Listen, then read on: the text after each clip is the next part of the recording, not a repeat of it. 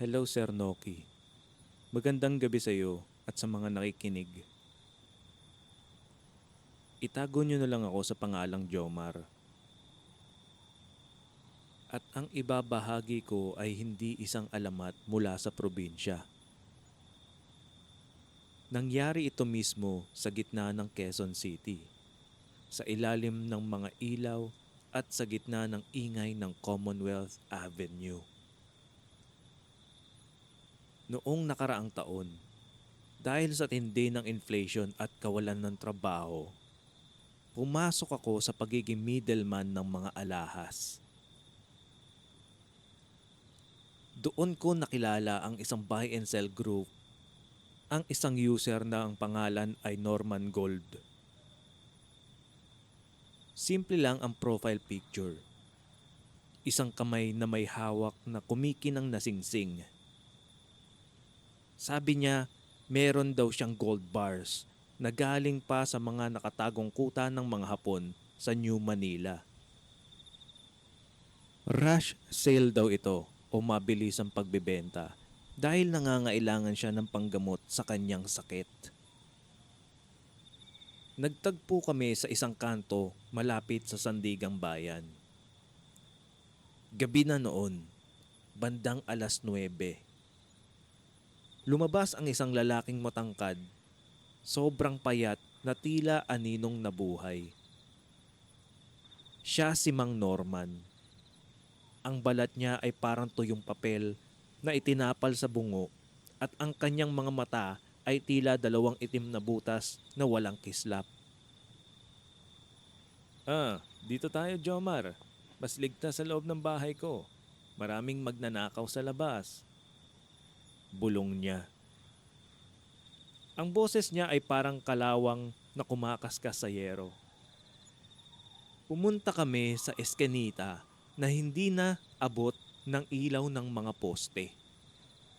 Dito napansin ko ang amoy ay unti-unting nagbago. Mula sa amoy ng usok ng sasakyan, naging amoy ito ng basang balahibo ng aso at malansang dugo na natuyo sa simento. Matapos ang paglalakad ng halos 2 minuto, nakarating na kami sa tapat ng kanyang bahay. Pagpasok namin sa kanyang sala, tanging isang maliit na kandila lang ang nagsisilbing ilaw. Walang gamit sa bahay kundi isang mahabang mesa at isang malaking aparador na nakakandado ng makapal na kadena. Inilapag niya sa mesa ang isang itim na supot. Noong binuksan niya ito, tumambad ang piraso ng dilaw na metal. Pero Sir Noki, noong inilapit ko ang aking cellphone flashlight, muntikan na akong masuka. Ang mga bareta ng ginto ay hindi makinis. May mga hibla ito ng buhok na nakadikit at ang texture ay parang tigas ng namuong taba ng tao. At ang mga kwintas ay gawa naman sa pinagdugtong-dugtong ng ngipin na pinahiran ng dilaw na pintura, pero bakas pa rin ang mga ugat sa dulo ng bawat isa. Suriin mo, Jomar. Tikman mo kung gusto mo. Tunay yan. Galing yan sa loob ng tao. Sabi ni Mang Norman habang dahan-dahang lumalapit sa likod ko. At doon ko narinig ang pinaka-nakakatakot na tunog sa buong buhay ko. Isang malakas na crack. Hindi lang isa, kundi sunod-sunod na lagutok ng buto. Dahan-dahan akong lumingon. Si Mang Norman ay hindi na nakatayo. Ang kanyang mga braso ay humaba ng mahigit 3 talampakan. Ang kanyang mga siko ay baligtad na ang pwesto. At ang kanyang panga ay humaba na parang isang ahas na na-dislocate ang buto para makalunok ng malaking biktima. At ang pinakamasama, ang kanyang tiyan. Sa bawat lagotok ng kanyang buto, ang kanyang tiyan ay bumubuka. At doon ko nakita ang mga nakatambak na tunay na ginto. Mga wedding rings, relos at postiso na nakahalo sa mga bulok na laman loob. Nagugutom ang ginto ko, Jomar. Ungol niya. Ang kanyang dila ay lumabas, isang mahaba, maitim at parang latigong laman na may mga maliliit na kawit sa dulo. Sinubukan niyang abutin ang leeg ko gamit ang kanyang mahahabang kuko na kasing talim ng labaha. Lut ko ang bag ko at nagmadaling tinulak ang mesa sa kanya. Tumama ang kandila sa tela at mabilis na nagliyab ang paligid. Sa gitna ng apoy, nakita ko ang anyo ni Mang Norman, isang dambuhalang aso na may mukha ng matandang lalaki. Naglalaway ng itim na likido habang sinusubukang lamunin ang apoy. Tumalon ako sa bintana at hindi ko na inalintala ang mga sugat ko mula sa basag na bubog. Habang tumatakbo ko palabas ng eskinita, narinig ko ang kanyang hiyaw. Hindi ito sigaw ng tao. Isa itong mahabang alulong na yumanig sa mga bintana ng mga ngaratig bahay, pero katakatakang walang lumalabas na kapitbahay. Hindi ako nanahimik, Sir Noki. Kahit nanginginig ang buong katawan ko, dumiretso ko sa presinto ng pulisya sa Batasan. Noong una, pinagtawanan lang nila ako. Akala nila ay lango ako sa droga o sadyang nalipasan lang ng gutom dahil sa itsura ko. Pero nang ipakita ko ang malalim na kalmot sa aking braso, isang sugat na hindi gawa ng tao at may kasamang malapot na itim na likidong tila nanonood sa aking laman, napilitan silang sumama.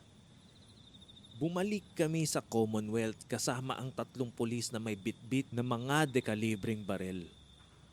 Pero habang papalapit kami sa eskinita, unti-unting nawala ang tapang ko. Ang amoy ng nabubulok na karne ay lalong tumindi, sumasama sa usok ng mga sasakyan na dumadaan sa main road. Pagdating namin sa mismong lugar kung saan ako tumalon sa bintana, tumigil ang lahat. Nanindig ang balahibo ko.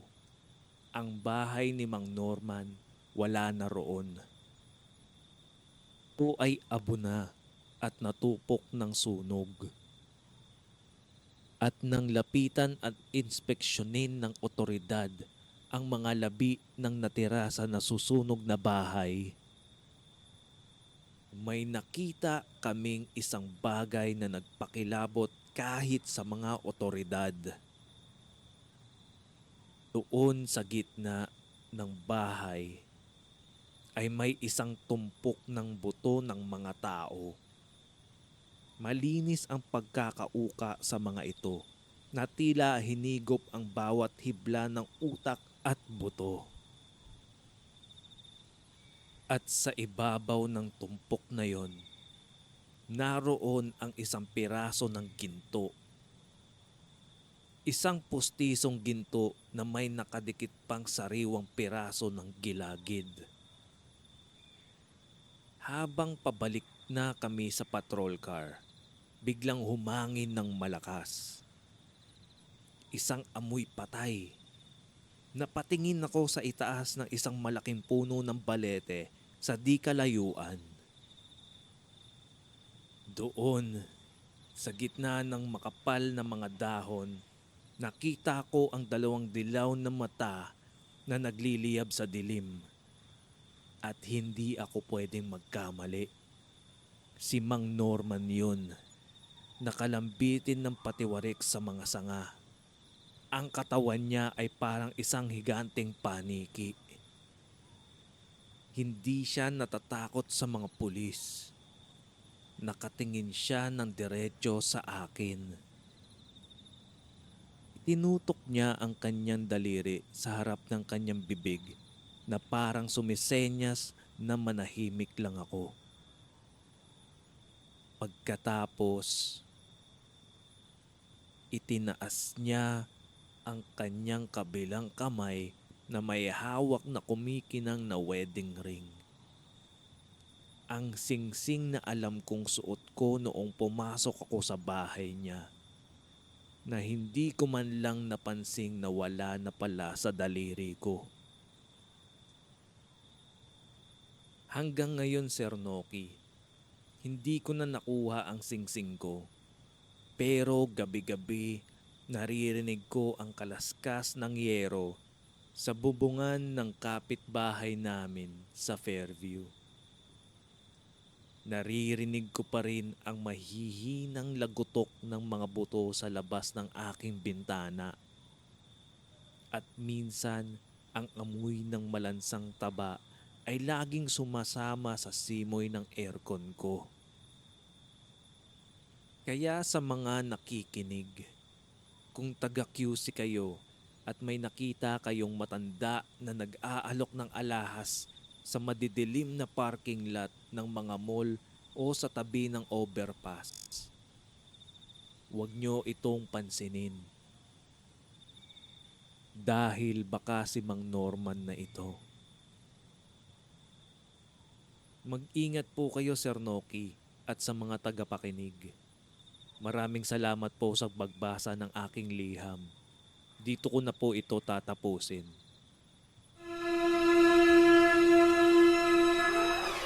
Pinoy Scary Stories.